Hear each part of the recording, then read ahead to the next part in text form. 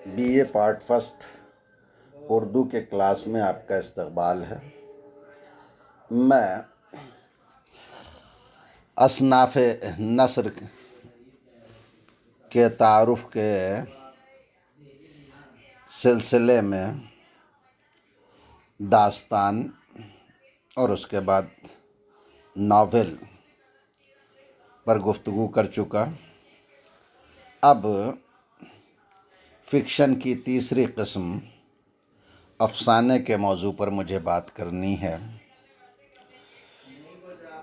شاعری کی طرح نثر میں بھی کچھ اصناف ہیں جو مغرب سے اردو میں آئی ہیں،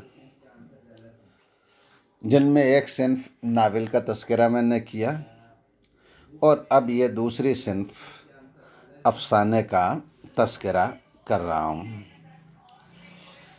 اس کے علاوہ بھی کچھ ایسی اصناف ہیں جو اردو میں انگریزی کے حوالے سے داخل ہوئے ہیں، جن میں ڈرامہ، خاکہ، انشائیہ اور رپورتاج وغیرہ شامل ہیں۔ ان میں سے ڈرامہ کے موضوع پر بھی میں آپ سے بات کروں گا، اس لیے کہ یہ آپ کے نصاب میں شامل ہے۔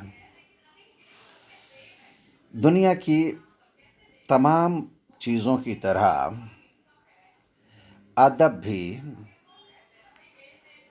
حالات اور زمانے کے تقاضوں کے تحت بدلتا رہتا ہے۔ ہم اپنی زندگی میں یہ دیکھتے ہیں کہ وقت کے ساتھ ساتھ ہماری عادتیں، ہمارے شوق، ہماری پسند، ہماری ناپسند کے معیار بدلتے رہتے ہیں۔ ایسے ہی ادب میں بھی تبدیلیاں پیدا ہوتی رہتی ہیں۔ فکشن نے بھی وقت اور زمانے کے تقاضوں کے تحت کئی روپ بدلے ہیں۔ داستان کے بعد ناول اور ناول کے بعد افسانہ، یہ تیسرا پڑاؤ ہے فکشن کا۔ ان تینوں اصناف میں، چاہے وہ داستان ہو، ناول ہو یا افسانہ ہو، ایک شے مشترک ہے، اور وہ مشترک شے قصے کی پیشکش کا انداز ہے، جو ایسا ہونا چاہیے کہ قاری کی توجہ یا سامع کی توجہ اس پر جمی رہے۔ یعنی جب تک قصہ ختم نہیں ہو جائے، قاری ایک لمحے کے لیے بھی قاری کا دھیان اس قصے سے ادھر یا ادھر بھٹکنے نہ پائے۔ اب وہ قصہ سننے والا ہو یا پڑھنے والا ہو، یعنی سامع ہو یا قاری ہو، ہر لحظہ، ہر لمحہ، ہر پل یہ جاننے کے لیے بےتاب رہے کہ آگے کیا ہونے والا ہے۔ یہ قصے کے لیے ضروری ہے۔ میں نے داستان پڑھاتے ہوئے یہ کہا تھا کہ داستان میں طوالت ہوتی تھی، قصہ در قصہ بیان ہوتا تھا، یعنی قصے میں دوسرا قصہ جوڑ دیا جاتا تھا، اور دوسرے قصے میں پھر تیسرا قصہ جوڑ دیا جاتا تھا، اور تیسرے قصے میں چوتھا قصہ جوڑ دیا جاتا تھا۔ اس طرح قصے میں قصہ جوڑ کے داستان کو طویل کیا جاتا تھا۔ کیوں؟ اس لیے کہ یہ اس زمانے کا تقاضا اور ضرورت تھی۔ ہمارے پاس وقت تھا اور ہمیں وقت گزاری کے لیے کوئی مشغلہ چاہیے تھا، لہذا یہ داستان گوئی جو ہے وہ ایک مشغلہ تھا، اور اس کے ذریعے ہم اپنا وقت گزارتے تھے۔ اس داستان میں عقل کو دنگ کر دینے والے واقعات بیان ہوتے تھے، اور یہ حیران کن اور سپر نیچرل ایلیمنٹس قاری اور سامع کو اپنی گرفت میں لیے رہتے تھے۔ زمانے نے کروٹ لی، انسان کی مصروفیتوں میں اضافہ ہوا، سوچ بدلی، علم کے ارتقاء نے انسان کے پسند اور ناپسند کے معیار بدل دیے۔ نتیجہ یہ ہے کہ طوالت اور حیران کن واقعات کو تیاگ کر ہم نے حقیقی زندگی کی مرقع کشی پر توجہ دی، اور یوں ناول کا جنم ہوا۔ ناول کا کینوس بہت وسیع تھا، اسے لکھنے کے لیے بھی کافی فرصت درکار تھی اور پڑھنے کے لیے بھی کافی فرصت چاہیے تھی۔ وقت بڑی تیزی سے پر لگا کے اڑ رہا تھا اور ہمیں وقت کی تنگی کا احساس ہو رہا تھا۔ نتیجہ یہ ہے کہ ہمیں فکشن کے کسی ایسے روپ کی تلاش ہوئی جس میں کم وقت صرف ہو، ہم ایک نشست میں لکھ سکیں اور ایک ہی نشست میں اس کو جو ہے وہ پڑھ بھی سکیں۔ اس کے نتیجے میں افسانے کی صنف وجود میں آئی۔ افسانہ مختصر ہوتا ہے، اس میں پوری زندگی کو پیش کرنے کی گنجائش نہیں ہوتی۔ افسانے میں زندگی کے کسی ایک رخ کو اور کردار کے کسی ایک پہلو کو پیش کیا جاتا ہے اور مصنف صرف اسی سے اپنا سروکار رکھتا ہے۔ مثلاً آپ نے پریم چند کا افسانہ نمک کا داروغہ پڑھا ہوگا، اور اگر نہیں پڑھا تو آپ کے نصاب میں داخل ہے، پڑھیں گے۔ اس میں پریم چند نے اپنے کردار بنسی دھر کی زندگی کا ایک پہلو، فرض شناسی اور ایمانداری کو پیش کیا ہے۔ افسانے کے اجزائے ترکیبی وہی ہیں جو ناول کے ہیں، کوئی فرق نہیں ہے۔ پلاٹ، نظریہ حیات، کردار، مکالمہ، منظر نگاری، زمان و مکان، اسلوب بیان۔ فرق صرف اتنا ہے کہ افسانے کا کینوس بہت مختصر ہوتا ہے، افسانے کا پیمانہ چھوٹا ہوتا ہے، اس لیے ان اجزاء کو برتنے کا انداز بدل جاتا ہے۔ پلاٹ میں نے جو ہے وہ عرض کیا تھا ناول کو پڑھاتے ہوئے کہ واقعات یا کہانی کے اس خاکے کو کہتے ہیں جو ناول لکھنے سے پہلے مصنف کے ذہن میں موجود ہوتا ہے۔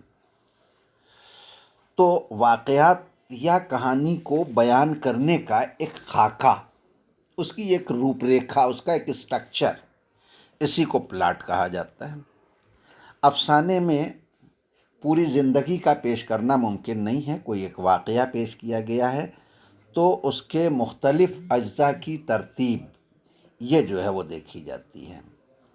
افسانے میں کوئی قصہ مکمل طور پر پیش کرنا عام طور سے ممکن نہیں ہوتا، لیکن کسی واقعے کے بغیر یا کسی قصے کے بغیر افسانے کا وجود میں آنا بھی ناممکن ہے۔ لہٰذا کسی قصے میں کوئی ایک رخ افسانے میں بیان ہوتا ہے۔ ایک اچھے افسانے کی شناخت یہ ہے کہ افسانے میں ایک لفظ بھی غیر ضروری نہیں ہو۔ اسی لیے کہا جاتا ہے کہ افسانے کا فن غزل گوئی جیسا فن ہے، اور بعضوں نے یہ کہا ہے کہ افسانے کا فن چاول پر قل هو اللہ لکھنے کا فن ہے۔ غیر ضروری تفصیل سے افسانے میں جھول پیدا ہو جاتا ہے اور سننے والے کی یا پڑھنے والے کی توجہ افسانے کا جو بنیادی خیال ہے، جو مرکزی خیال ہے، اس پر مرکوز نہیں رہتی۔ نتیجہ یہ ہے کہ افسانہ شاہکار نہیں بن پاتا۔ لہٰذا افسانے کے پلاٹ کو ترتیب دیتے وقت مصنف کے ذہن میں یہ بات پوری طرح موجود ہونی چاہیے کہ اس میں کوئی بھی جملہ غیر ضروری یا کوئی بھی واقعے کا پہلو غیر ضروری جو ہے وہ داخل نہ ہونے پائے۔ دوسری شے افسانے میں پلاٹ کے بعد کردار ہے۔ کردار افسانے کے لیے اسی طرح ضروری ہے جس طرح ناول کے لیے ضروری ہے۔ یہ قصے کو آگے بڑھانے میں معاون ثابت ہوتا ہے، لیکن افسانے کا پیمانہ مختصر ہوتا ہے۔ اس کی بنا پر کردار نگاری افسانے میں ناول کے مقابلے میں زیادہ مشکل ہے۔ کیوں؟ اس لیے کہ مختصر وقت میں کردار کے اندر واقع ہونے والی تبدیلیوں کو دکھانا، یہ جو ہے وہ مصنف کے لیے بڑا مشکل مرحلہ ہوتا ہے۔ افسانہ نگار کردار کا کوئی ایک پہلو ہی کامیابی کے ساتھ پیش کرتا ہے۔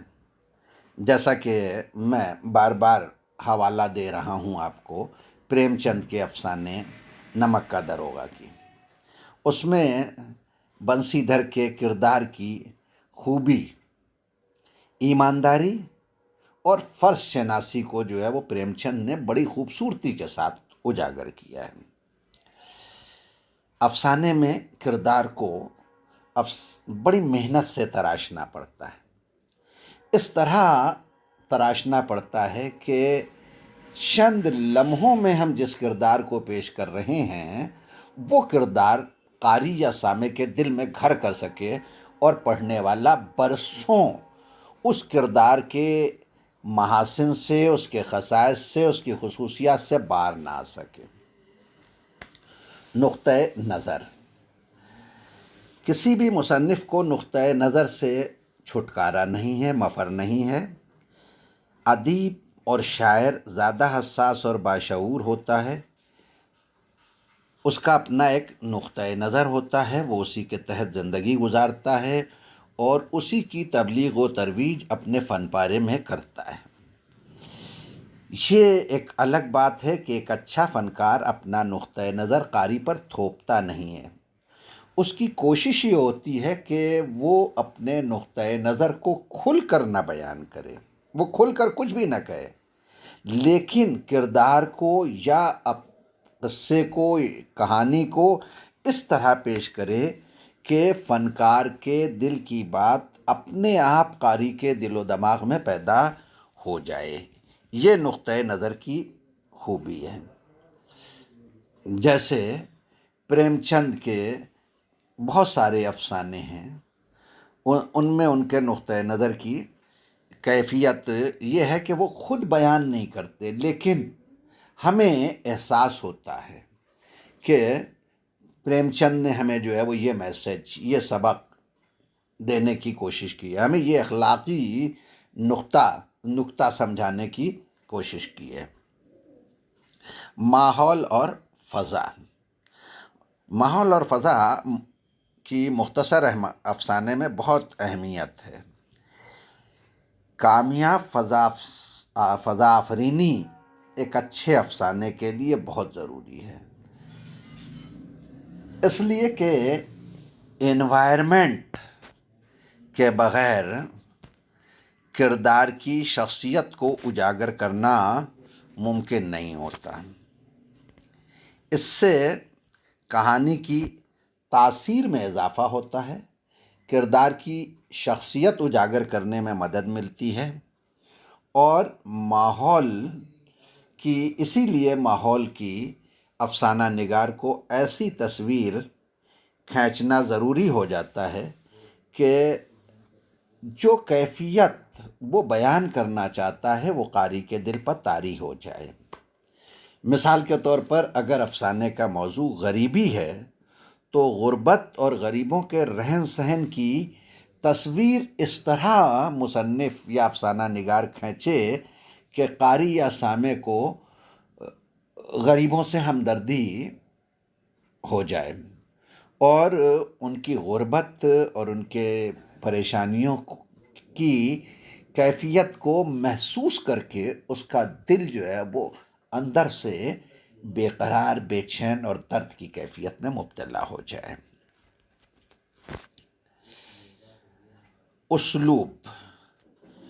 اسلوب افسانے کا ایسا حصہ ہے جس کو افسانے سے الگ نہیں کیا جا سکتا۔ میں نے ابھی عرض کیا کہ مختصر افسانے کا فن غزل کے فن جیسا ہے، یہاں بے مصرف ایک لفظ کی بھی گنجائش نہیں ہے، یہ کفایت لفظی کا فن ہے، کم سے کم لفظوں میں زیادہ سے زیادہ بات کہہ جانے کا ہنر ہے۔ میں پھر لفظیں بدلوں تو یہ کہوں کہ ساگر کو گاگر میں سمونے کا عمل ہے، دریا کو کوزے میں بند کرنے کا عمل ہے، لہٰذا افسانے کا اسلوب اس کے موضوع کے مطابق ہونا چاہیے، اور اسلوب میں ایسی دلکشی، دلاویزی اور کشش ہونا چاہیے کہ وہ قاری اور سامع کو باندھے رہے، ایک پل کے لیے بھی جو ہے وہ قاری کی توجہ افسانے کے موضوع یا افسانے کے اسلوب سے یا کرداروں کی شخصیت سے الگ نہ ہونے پائے۔ اکثر نقاد یہ کہتے ہیں کہ افسانے کی زبان کو سادہ اور رواں ہونا چاہیے، لیکن سادگی کے ساتھ دلکشی بھی ضروری ہے، اس لیے کہ اگر صرف سادگی ہوگی اور دلکشی نہیں ہوگی تو انسان بور ہو جائے گا، اور جیسے ہی بوریت افسانے میں پیدا ہوگی، افسانے کا جو تاثر ہے وہ ختم ہو جائے گا، اور افسانہ کامیاب افسانہ نہیں کہا جائے گا۔ آغاز و اختتام، افسانے کے آغاز اور افسانے کے اختتام پر بھی افسانے کی کامیابی و ناکامی کا دار و مدار ہے۔ افسانے کا آغاز ایسا ہونا چاہیے کہ قاری کی توجہ فوراً اس کہانی کی طرف مبذول ہو جائے۔